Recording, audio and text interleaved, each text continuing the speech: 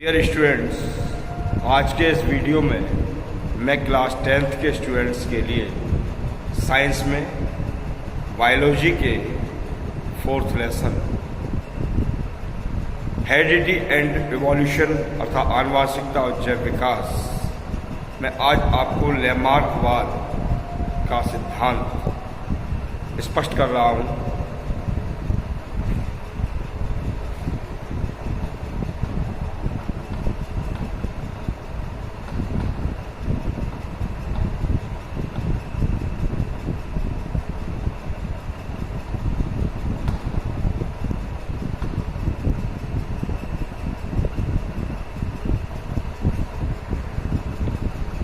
जैव विकास के संदर्भ में अपने विचारों को सन 1809 में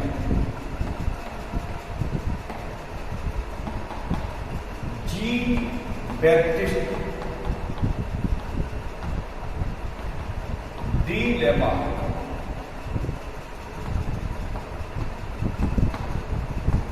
ने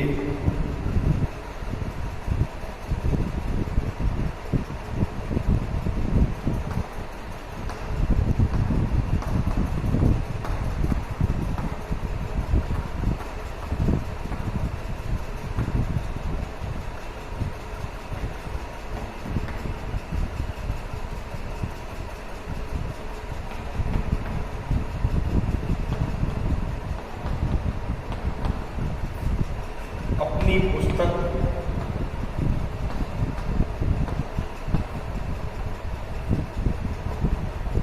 फिलोसॉफी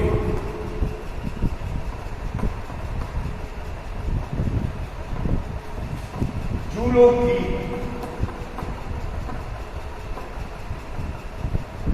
में प्रस्तुत किया। जो भी इन्होंने जैव विकास के संदर्भ में देखा समझा, उस सब तथ्य को अपनी पुस्तक में प्रकाशित किया और पुस्तक में प्रकाशित किए गए तथ्य लैमार्कवाद के नाम से जाने गए। लैमार्कवाद के प्रमुख सिद्धांत था कि जीवों के आकार में वृद्धि की प्रवृत्ति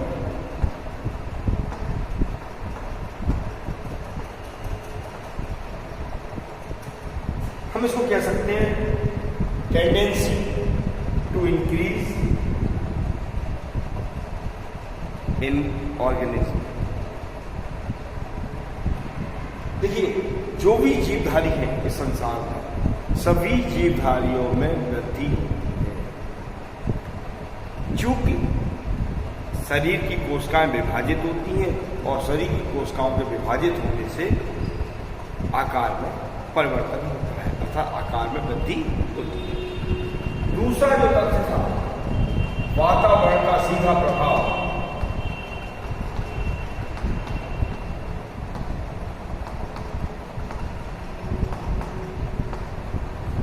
अर्थात direct effect of the environment. जो भी जीवधारी जिस क्षेत्र में या परिवेश में निवास करते हैं, उस क्षेत्र या परिवेश का उनकी शारीरिक संरचना, उनकी आदत, उनकी अनुकूलता आदि पर सीधा प्रभाव पड़ता है और उस क्षेत्र के परिवेश से या उस क्षेत्र के वातावरण से प्रभावित होते हैं और प्रभावित होकर के अपने आप में परिवर्तन करते हैं। जैसे कि मान लीजिए कि रेगिस्तान में या जंगलों में कैक्टस नागफनी ग्रो करती है, उगती है। चूंकि जंगलों में पानी की कमी होती है, शॉर्टेज होती है, मरुस्थल में या रेगिस्तान में पानी नहीं होता, तो ऐसे स्थानों पर उगने वाली जो कटीली झाड़ियां हैं, उनकी जड़ें पानी की सर्च में, खोज में, जमीन में गहराई तक चली जाती है।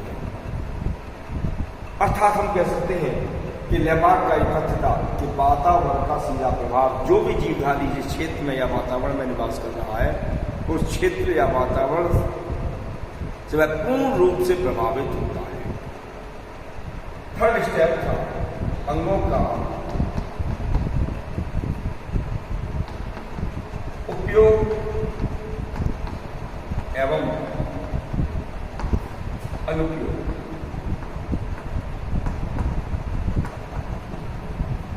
यूज और disuse, use and disuse of organs. वातावरण के प्रभाव से प्रभावित जीवधारी जिन अंगों का प्रयोग सर्वाधिक करते हैं, अकॉर्डिंग टू लेमार्क के अनुसार कि जिन अंगों का प्रयोग जीवधारी सबसे अधिक करते हैं वे अंग सबसे अधिक विकसित हो जाते हैं, और जिन अंगों का प्रयोग जीवधारी कम करते हैं या करना बंद कर देते हैं वे अंग धीरे धीरे निराशित होते चले जाते हैं। फोर्थ स्टेप था उपार्जित लक्षणों की वंशावली।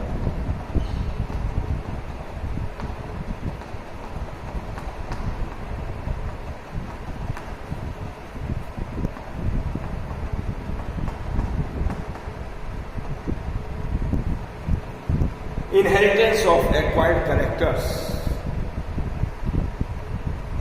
प्रिय छात्रों, लेमार्क के अनुसार कि अंगों के उपयोग और अनुपयोग के फलस्वरूप जो कैरेक्टर्स प्राप्त होते हैं उनको उपार्जित लक्षण कहा जाता है, और ये उपार्जित लक्षण जनरेशन टू जनरेशन, एक पीढ़ी से दूसरी पीढ़ी में वंशागत होते रहते हैं। बाद में जीवधारी का एक नया रूप सामने आता है जिसमें ये लक्षण स्थायी और वंशागत हो जाते हैं, बिल्कुल स्थायी हो जाते हैं और वंशागत होते रहते हैं, और ऐसे जीव को एक नई जाति की संज्ञा दी जाती है। अर्थात अकॉर्डिंग टू लेमार्क के अनुसार वातावरण के प्रभाव से प्रभावित जीवधारी के अंगों के उपयोग और अनुपयोग के फलस्वरूप उपार्जित लक्षण वंशागत होते हैं, और इन लक्षणों के वंशागत होने से एक नए जीव का विकास होता है। लेमार्क ने अपने सिद्धांत को स्पष्ट करने के लिए अफ्रीका के जिराफ का उदाहरण दिया था। लेमार्क का कथन था कि अफ्रीका में जिराफ के पूर्वज जो उस समय जिराफ थे वो सामान्य कद वाले थे, नॉर्मल साइज था उनका, और पृथ्वी पर अर्थात जमीन पर वनस्पति पर्याप्त मात्रा में थी। जिराफ उस वनस्पति को ग्रहण करके खा करके अपना पोषण कर रहा था, लेकिन जब अचानक धीरे धीरे परिस्थितियां विपरीत हुई, विषम परिस्थितियां उत्पन्न हुई, उन विषम परिस्थितियों के कारण जमीन पर वनस्पति की कमी होने लगी, धीरे धीरे झाड़ियों की भी कमी होने लगी, और ऊंचे ऊंचे वृक्षों तक भोजन प्राप्त करने के लिए पहुंचने हेतु जिराफ को असुविधा होने लगी। देखिए, पहला ये स्टेप दिया हुआ है यहाँ वातावरण का सीधा प्रभाव, कि वातावरण का सीधा प्रभाव क्या हो रहा है कि परिस्थितियां विषम हुई, और परिस्थितियों के विषम होने पर जिराफ को भोजन ग्रहण करने में असुविधा हो रही है, भोजन प्राप्त नहीं हो रहा है। थर्ड स्टेप को ध्यान दें, अंगों का उपयोग एवं अनुपयोग। जिराफ द्वारा भोजन प्राप्त करने के लिए अर्थात ऊंचे ऊंचे वृक्षों की पत्तियों तक पहुंचने के लिए अपनी अगली टांगों को उचकाया गया और गर्दन को खींचा गया। जिराफ ने ऊंचे वृक्षों की पत्तियों तक पहुंचने के लिए अपनी अगली टांगों को उचकाया और गर्दन को खींचा ताकि वह पेड़ों की पत्तियों तक पहुंच सके और पत्तियों को भोजन के रूप में ग्रहण कर सके। यह प्रोसेस, यह क्रिया कंटिन्यू चलती रही। इस प्रक्रिया के निरंतर चलते रहने से यह लक्षण स्थायी हुआ और उपार्जित लक्षण कहलाया। जिराफ की गर्दन भी लंबी होने लगी और अगली टांगें भी लंबी होने लगी। अंत में ये लक्षण धीरे धीरे स्थायी होते हुए वंशागत होता रहा और जिराफ का वर्तमान स्वरूप सामने आया कि वर्तमान में जिराफ की गर्दन भी लंबी होती है और अगली टांगें भी लंबी होती है। लेमार्क ने एक अन्य उदाहरण और दिया कि जो सर्प होते हैं, क्रीपिंग एनिमल्स है, रैंकर चलते हैं, लेकिन इनमें मेखलाएं पाई जाती हैं। ये मेखलाएं इस बात की प्रतीक हैं कि सर्पों में लिम्स अर्थात अग्र पश्चात पाए जाते रहे होंगे। लेमार्क का कथन था कि सर्पों में अग्र पश्चात पाए जाते हैं क्योंकि सर्प बिलकारी जंतु है, बिल बना के रहता है, अतः उसको बिल में प्रवेश करने में तथा घास फूस पर चलने में असुविधा होती थी। इस कारण सर्प ने अपनी टांगों का प्रयोग, अपनी लिम्स का प्रयोग करना बंद कर दिया और अपने बिल में प्रवेश करने के लिए उसने अपने वेंट्रल साइड से अर्थात पेट के बल खिसकना शुरू कर दिया। धीरे धीरे अंगों का अनुप्रयोग हो रहा है यहाँ, तो अंगों के अर्थात टांगों के अनुप्रयोग के कारण ये धीरे धीरे ह्रासित होने लगी, इनका ह्रास होने लगा अर्थात रिड्यूस होने लगी और यह लक्षण उपार्जित लक्षण कहलाया और सर्पों का वर्तमान स्वरूप सामने आया कि वर्तमान में सर्पों में लिम्स नहीं पाई जाती, अग्र और पश्चात नहीं पाई जाती। जब लेमार्क के द्वारा अपने सिद्धांत को, अपने विचारों को प्रस्तुत किया गया तो लोगों ने इसको जांचा, परखा। जब भी कोई तथ्य सामने आता है तो उस पर लोग अपने विचार प्रस्तुत करते हैं, उसके अकॉर्डिंग प्रयोग करते हैं। तो कुछ लोगों ने लेमार्कवाद की आलोचना की और आलोचना भी बहुत जबरदस्त आलोचना की। देखिए, आलोचना में कहा गया कि जैसे कि हिंदुस्तान ने अपने भारत में लड़कियों के नाक कान छेदने की प्रथा है कि लड़कियों के नाक कान में छेद किए जाते हैं ताकि वो आभूषण पहन सकें, लेकिन यह प्रक्रिया पीढ़ी दर पीढ़ी होती है। इस प्रक्रिया के निरंतर प्रयोग के बावजूद भी वर्तमान में अब ऐसा संभव नहीं होता है कि लड़कियों के जन्म से ही नाक कान छिद्रित हों। उनको दोबारा से छेद करने की अर्थात आभूषण को पहनाने हेतु छेदन करने की व्यवस्था न करनी पड़े। ऐसा नहीं होता। जैसे कि एक दंपत्ति में पिता प्रतिदिन अपनी दाढ़ी बनाता है, शेविंग करता है, लेकिन उसके जो लड़के होते हैं, लड़कों में भी दाढ़ी निरंतर निकलती है। ऐसा नहीं होता कि दाढ़ी न निकले। तीसरी आलोचना, एक पहलवान बहुत अच्छी पहलवानी करता है, लेकिन क्या ऐसा संभव होता है कि उसकी संतान भी एक बहुत अच्छी पहलवान हो, पहलवानी का गुण उसकी संतान में हो? ऐसा कोई आवश्यक नहीं है कि पहलवान की संतान पहलवान ही हो।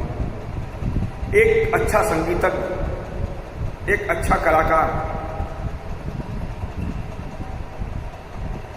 बहुत अच्छा संगीत प्रस्तुत करता है, बहुत अच्छी कला प्रस्तुत करता है। क्या यह आवश्यक है कि यह गुण उसकी संतान में भी हो? उसकी संतान में ऐसा गुण नहीं होता। तो ऐसे बहुत से तथ्य दिए गए जिनके आधार पर लेमार्कवाद को क्रिटिसाइज किया गया, इसकी जबरदस्त आलोचना की गई। इसी दौरान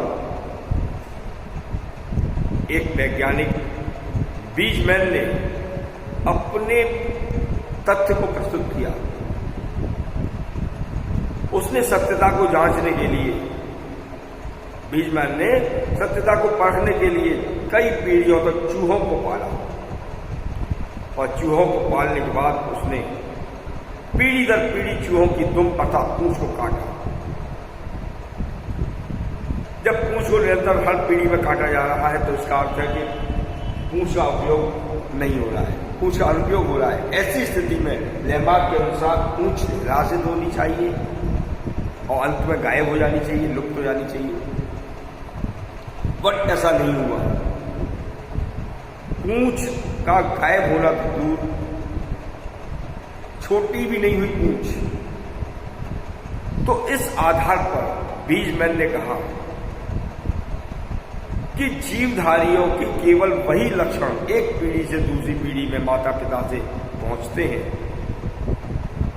जिनके जीन लिंग गुणसूत्रों पर स्थित होते हैं, अर्थात जनन कोशिकाओं में पाए जाने वाले गुणसूत्रों पर जिन लक्षणों के जीन पाए जाते हैं वही लक्षण एक पीढ़ी से दूसरी पीढ़ी में पहुंचते हैं। जो गुणसूत्र दैहिक कोशिकाओं में होते हैं, दैहिक कोशिकाओं में पाए जाने वाले गुणसूत्रों पर जिन लक्षणों के जीन हैं वे लक्षण वंशागत नहीं होते। इसको जनन द्रव्य की निरंतरता का सिद्धांत भी कहा गया।